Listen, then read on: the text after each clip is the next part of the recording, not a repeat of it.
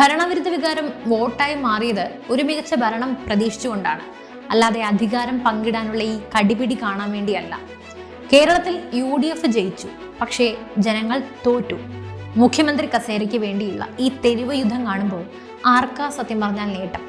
ഈ തല്ല് കണ്ട് വാ പൊളിച്ചു നിൽക്കുന്നത് വോട്ട് ചെയ്ത ജനങ്ങളല്ല, അവർ തലയിൽ കൈവച്ച് നിൽക്കുന്നത്.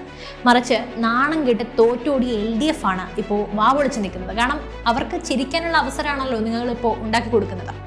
സത്യം പറഞ്ഞ ഈ വിജയം VD സതീശൻ എന്ന നേതാവിനെ വിശ്വസിച്ച് കേരളത്തിലെ ജനങ്ങൾ നൽകിയതാണ്. പ്രതിപക്ഷ നേതാവെന്ന നിലയിൽ പുള്ളി നടത്തിയ പോരാട്ടങ്ങളാണ് UDFന് ഈ മേൽക്കൈ നൽകിയത്.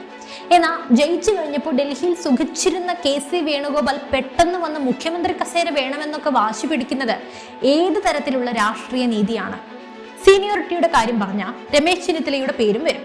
പക്ഷേ അദ്ദേഹം പ്രതിപക്ഷ നേതാവായിരുന്ന കാലത്ത് UDFന്റെ അവസ്ഥ നമ്മൾ നേരിൽ കണ്ട് മനസ്സിലാക്കിയതാണ്.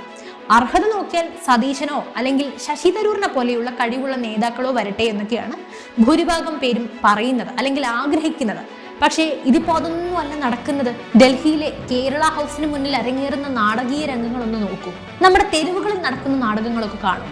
സ്വന്തം നേതാക്കളെ തടയുന്ന അണികൾ, മുദ്രാവാക്യം വിളികൾ, പോസ്റ്റർ യുദ്ധം, പോസ്റ്റർ വലിച്ചു കീറുന്നു.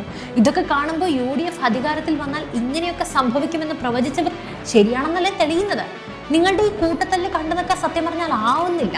വ്യക്തിപരമായ അഭിപ്രായ വ്യത്യാസങ്ങൾ പാർട്ടിക്കുള്ളിൽ തീർക്കേണ്ടതാണ്. അതിങ്ങനെ പൊതുമധ്യത്തിലിട്ട് അലക്കി സ്വയം പരിഹാസ്യരാവരുത്. പൊതുജനം കഴുതയല്ല, അവർക്ക് ചിന്തിക്കാനുള്ള ശേഷിയുണ്ട്. നിങ്ങൾക്ക് തന്ന വോട്ടുകൾ ഓർത്ത് അവരെ ലജ്ജിപ്പിക്കരുത്, കുറ്റബോധം തോന്നിപ്പിക്കരുത്. നിങ്ങളുടെ അഭിപ്രായം എന്താണ്? സതീശൻ തന്നെ വരണോ അതോ സീനിയോറിറ്റി നോക്കണോ? തീർച്ചയായും നിങ്ങളുടെ അഭിപ്രായങ്ങൾ താഴെ കമന്റ് ചെയ്യും.